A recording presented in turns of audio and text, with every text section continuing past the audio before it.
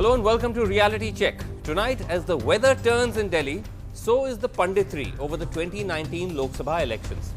Analysis emerging for the first time, both partisan and non-partisan, raising questions over whether Mr. Modi will indeed return as Prime Minister in the next national elections. Questions that may have seemed unthinkable even as recently as 6 months ago. Now, the buzz centers around a handful of analyses and think pieces. The first of which is by Praveen Chakravarthy, who's joined the Congress recently as a data analyst, who's called 2014 a black swan or a one-off election.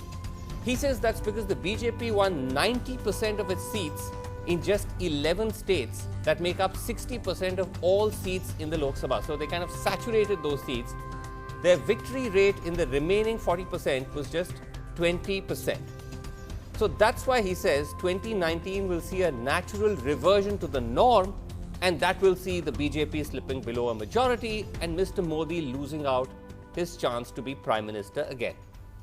Then there's analyses by Rajesh Jain, a former strategist who worked with Mr. Modi on the 2014 campaign, who outlines 4 possible scenarios in 2019, one of which does allow for Mr. Modi's return as Prime Minister, but the other 3 don't. Here's Mr. Jain's analysis posted as a video on his website. Scenario 1. The BJP gets more than 230 seats. In this case, nothing changes. Narendra Modi continues as the Prime Minister of India. Scenario number 2, where BJP gets between 200 and 230 seats in the next election. In this scenario, there could be a leadership tussle within the BJP, and a new leader other than Narendra Modi could be the next Prime Minister. Scenario 3, the BJP gets less than 200 seats and the Congress can now form a coalition. In this case, the next Prime Minister will be Rahul Gandhi. Scenario 4, where the BJP gets less than 200 seats and the Congress is not able to form a coalition government. This is very much similar to 1996, where, as we all know, many parties, small parties, came together to essentially form the government. So we will have a sort of khichdi government. We don't know how long it will last. Khichdi government, he says, is scenario 4. Making things interesting, though, are the recently released results of the CSDS Lokniti Mood of the Nation poll, which conducted its latest round of polling in January of this year. Compared to its findings from the last round in June of last year, this is what it found. It finds that even now, the NDA, if elections were to be held today, could be coming back to par, getting anywhere between 293 to 309 seats, which is just a little less than the 309 to 331 seats that the NDA polled in May of last year, but still enough to come back to par. Worrying though for the BJP, it does find a waning of Mr. Modi's popularity. It's down at 37% in the January survey compared to 44% in the last survey. The reason primarily seems to be Rahul Gandhi's rising stock, who's at 22% as per CSDS currently versus 9%. He's almost doubled his ratings. There is also a marginal dip in the satisfaction, the economic performance of the government. It's at 42% currently. CSDS found that it was at 45% in May of last year. So that's just a slight dip. There's several other parameters, but we've just gone for the 4 main ones. Now, there's been no counter from the BJP or its affiliated think tanks to all this analysis, except for this counter view in the print, the digital online portal of Shekhar Gupta by 2 scholars from the University of California, Berkeley. They argue that the CSDS poll doesn't show a significant decline for Mr. Modi or for the BJP, and they say at any rate 2019 was fought or is going to be fought like 2014 as a presidential style election. So it's wrong to compare this with the previous pattern of elections being an aggregate of state elections. Well, it's certainly made for some very fascinating analysis, and we have all the key political pundits here with us on the show tonight. Praveen Chakravarthy, as I mentioned earlier, is on the show, who's the recently recruited member for the Congress's data team. We have Sanjay Kumar, Director CSDS, with us here. Yogendra Yadav is here, President Swaraj India, but also wearing his hat as a poll pundit. Ejaz Ilmi, spokesperson of the BJP, and Tom Varakan of the Congress. Thank you all for being here. I spoke to Praveen Chakravarthy. Let me start with him. I spoke to him earlier. He couldn't join us live, unfortunately. He's in Bangalore. I spoke to him earlier, and I began by asking him that when you wrote saying that 2014 is a black swan election which can't be replicated in 2019, is that wishful thinking coming from your newfound role as a Congress pundit? First, I must say that I wrote that on the 21st of May 2014, which was 5 days after the election results.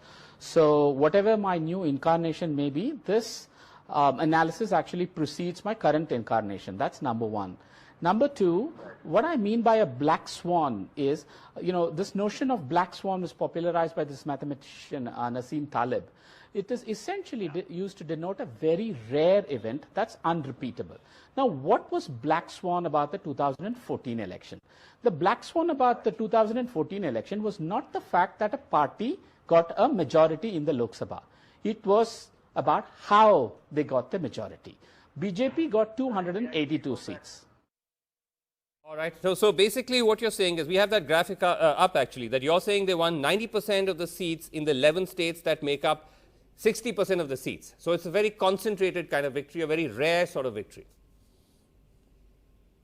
That is right. So it's a 90% of 60% election, as I call it. So in fact, to stretch this argument, I say even if the BJP had not even contested in the remaining 20 odd states, they would have still won a majority. That is the skew, extent of skew. Now, this has never happened in India's electoral history, at least since the 1977 election, which was the last time there was such a skew. Even back then, the Janata Party that came to power after the emergency did not win 90% of seats in these states.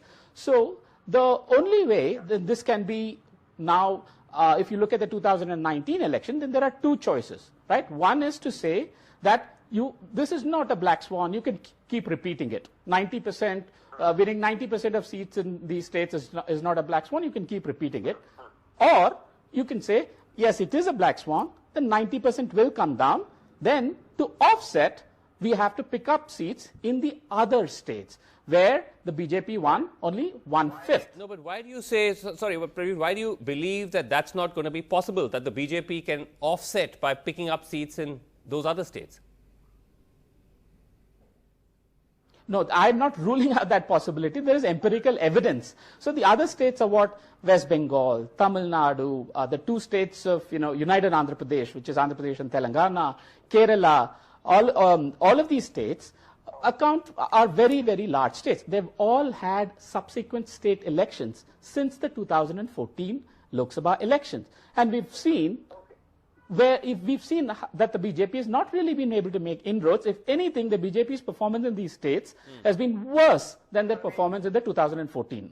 Okay, no, but what about the point that you had, we just put it up, the results of the CSDS Mood of the Nation poll, which suggests that if polls were to be held today, the NDA will come back to power comfortably?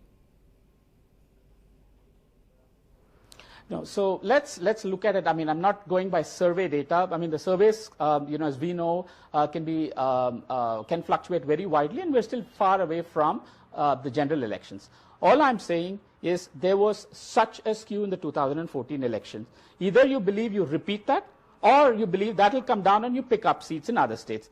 All right, okay, Praveen, thanks very much indeed for joining us. Sanjay Kumar, just to you first, that your poll, your Mood of the Nation poll, is a bit of a glass half empty or half full poll. Both sides can read it how they choose to see fit. But would you still say that your main takeaway is the fact that the BJP may have slipped a bit, NDA may have slipped a bit, but not enough to actually lose the election? I think it is very clear from 2 points. One, you look at the vote estimates, right. You look at the seats, and look at the popularity of Prime Minister Modi, right. which is slipping. So the downfall has started when we did the survey in January. Yes. But yes, you have rightly pointed out that we are not in a position to say, the data doesn't say that the downfall, the slide is such steep that they would start losing many seats. They are losing some seats, but not enough to actually go out of power. So yes. You think that all this Hawabazi, which is happening right now in the circles of punditry in Delhi, that 2019 is wide open, that Mr. Modi may not come back as a second term, you think that's premature? I won't say this is Hawabazi, but yes, I would say it is open, but not wide open for someone else to just get inside that door. So, not someone else to enter that door. That's kind of an electoral scenario which is emerging in 2019. Yogendra Yadav, I know that, last time around with Gujarat, you did come out with a kind of a forecast, and that didn't perhaps go quite as how you'd imagined it would. But what's your reading based on all these straws in the wind? You saw the Praveen Chakravarthy piece, which he says is just based on data. It's a piece that he wrote before he became a Congress pundit. You've seen the CSDS Mood of the Nation poll. You heard Rajesh Jain is there as well. What do you make of it? Vasu, there's a static picture and there's a dynamic picture. On the static picture, I think what we have learned from all the experts reasonably adds up to something that is something of a consensus opinion. A, the victory of 2014 is very, very difficult to repeat for any party. B, the empirical evidence does suggest that some kind of decline has begun. C, with all that decline, Mr. Modi still continues to be the front runner. BJP continues to be ahead of everyone else, down from 2014, but well ahead. That's a broad consensus. But the important thing for me is not that static picture. It's the dynamic picture, which is to say, what can happen in the next 1 year? That's what I'm interested in, rather than actually trying to see how the government can be formed in the month of February. What can change is the following. Number one, agrarian crisis. Very serious situation. The government will not be able to fulfill its existing promise of MSP. 2, the situation on unemployment. 3, the emerging situation of serious corruption charges and what's happening in these bank scams. That can take off the sheen. If that happens, we can see a dramatic decline. Or if the Hindu-Muslim card wins, we can see a dramatic change on the other kind. That's really the question. Is it Hindu-Muslim or is it economy and corruption? Okay, interesting. So you're saying there are basically two narratives being set up for 2019. It's either the narrative of jobs and Kisan and Rozgari, and there's the other narrative of Hindu-Muslim. It doesn't mean, do you at least concede the basic point that Praveen Chakravarthy is making, that it's going to be very difficult to repeat the Jadoo of 2014? That's out. You may still come back to power. It may be with Mr. Modi or without. But that is a one-off Black Swan event. Well, the Black Swan, as Mr. Chakravarthy spoke about and wrote about, was something that was seen in 1697. So we are 410 years ahead of that. So I think just juxtaposing or extrapolating a Black Swan event would not be fair. What really happened in 2014, also you must understand, was the complete decimation of the Congress party as a party itself in terms of governance, and the complete rejection of the party. At the same time, it was like two tsunamis rolled in one. So that's my question to you. That's going to be, is that going to be hard to replicate as in long as 2019? the BJP and its allies, the NDAs, are able to fulfill the aspirations of the people, then we will be repeated in the same number.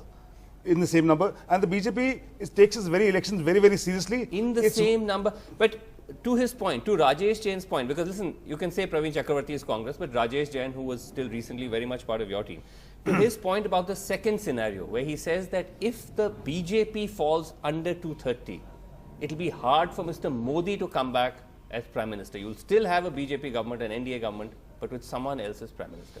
Well, I think I don't think that is very likely to happen.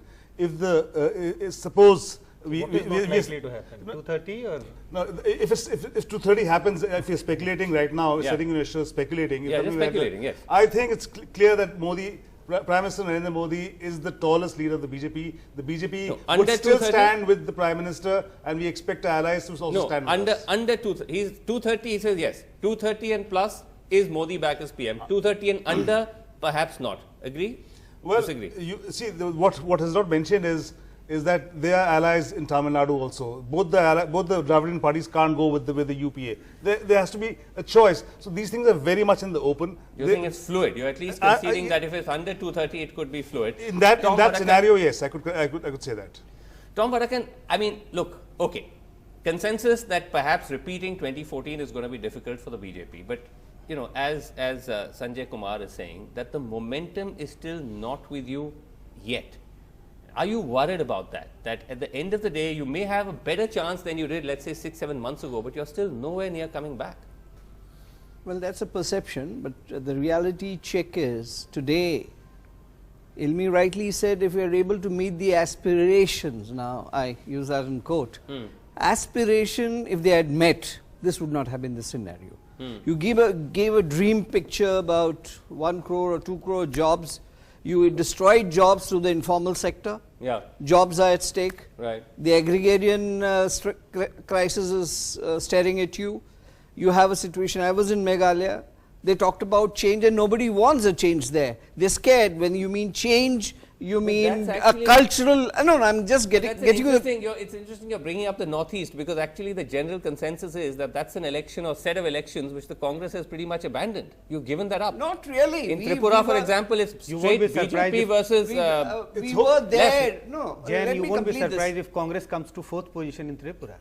It's a fight between left and the BJP in No, Tripura. the point is who will run the government there. It's not a fight. But Meghalaya, let me tell you, where I worked, grassroots, the reaction is very high. When you talk about change, they're worried. They're saying what? But Tom, I think the point that I'm trying to make here is not that there aren't possibilities for the Congress now. They seem to have opened up. There are green shoots, but it doesn't add up to enough this whole to business challenge of aspirations. the Modi, the Modi, Amit Shah juggernaut. That doesn't seem to have happened yet. They have been dream merchants. They have sold a dream which doesn't match up. The point here is people's eyes have opened up. They expect jobs. They expect the banking sector. My God, you hear this multiplying. One thing, Sanjay, I want to ask you one interesting data point that we can put that back up on the screen was the rise in Rahul Gandhi's popularity graph. I mean, Mr. Modi's has fallen a bit, but Rahul's jumping from almost 9-10% to 22%. That was quite surprising.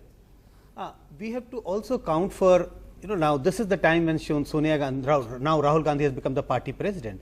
So when he was the vice president and we were asking this question, who would you like to see as the next prime minister?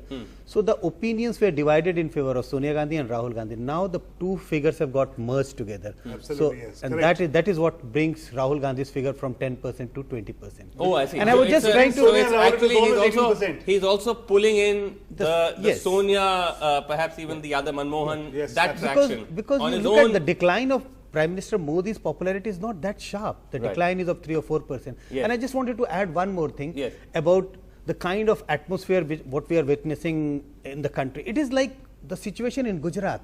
Everybody, the momentum, Congress just picked up, but not enough to win the election. To actually get over the finish line. Yes. You're not a strong enough closer, Tom. At the moment, that's the point that's being made. But I know you want to challenge that. I'll come back to you in a second. Let me get Yogendra. Let me bring Yogendra. Let me bring Yogendra in there. Yogendra, about the scenarios of Rajesh Jain, about the scenario of a situation where an under 230 BJP is going to struggle to then have Mr. Modi as the Prime Minister, this whole sort of analysis that he can't really lead a coalition, and then the other scenarios. What did you make of that? Do you think that there's something to it? There may be something to it, but I think it's absolutely premature to get into those things, because these are discussions we should hold 2 weeks before election. I know there's a lot of time. I know we have to kill it. I know we need spicy stuff for that. Don't preempt this. Don't but preempt that's my whole not show. really the most interesting thing. No. I think the important thing is to discuss not who would form government if it's 215 or 230. Right. The most important thing is to try and see which way things would float. I know Congress is hoping, as Congress has always done, that Mr. Modi would lose on his own steam, that he would commit mistakes, which he is, and Congress would be the accidental beneficiary. Yes. I wish to say with all the emphasis on my command that that's not going to happen. Unless Congress has a different narrative. You see, BJP's narrative is failing. Yes, it's not succeeding. The disillusionment has begun to set in, and we would see the impact of the recent exposure about corruption and bank scams and etc. soon. But that does not necessarily convert into Congress's advantage. And this is where the country needs a new narrative, and there is a new possibility. Rajesh Jain's article incidentally mentions a fifth possibility, which is a new force suddenly coming, and he says this is the right moment for something new to take place. I think that really is a possibility. Okay, I have to confess I was a little skeptical about that, so I didn't include it in the scenarios, but it could well be the case. Tom Bhadakan, the point that you're almost there, but you're not able to close strong enough. You need to trigger almost a counter wave against the Modi government, and all the straws in the wind are not suggesting that that's happening. This is a relay race. You don't burn out in the middle of it. We are gradually into the process. You will see it in Karnataka, you will see it in Meghalaya, and you will see it in the election going states, that we are picking up and very fast at that. Now there is this whole question of our new narrative. Now don't worry, we have our narrative ready. At the appropriate time we'll fire. But believe me, where is this narrative? When is it going to be fired? Because we don't are into election mode. We are into election mode. Right. We are, Rahul ji is asking the right questions. Now the whole issue was that Mrs. Gandhi's popularity has now been added up. What kind of addition is this? I mean, it looks sound, but you can't split hair like this. Rahul ji in his own growth pattern has showed extraordinary strength in Gujarat, and he's showing it in Karnataka and various other states. Believe me, you will be in for a surprise that if he exceeds all expectations. I must ask you the other question which has also been doing the rounds of Delhi's punditry now for a long time about the preempting of the election. What's your gut tell you? Do you think that there's a possibility it could happen? Well, I think the government's going to run its full course. There's a lot of work to be done. Right. The issues, the BJP is addressing issues on the farmers. It's best to acknowledge that yes, there's a crisis and that needs to be addressed head on. Okay, it's better to reach out to the affected. So your gut tells you that it will not be advanced. Secondly, it will be on schedule. Secondly, what I agree with Yogendra, there's no default option of without any hard work on the ground. The Congress is not in a position to have the default option. Secondly, one more thing. After 14, it can't be a Black Swan event because the BJP has won 11 out of the 14 large elections after 14. So let's not forget that also. So yes.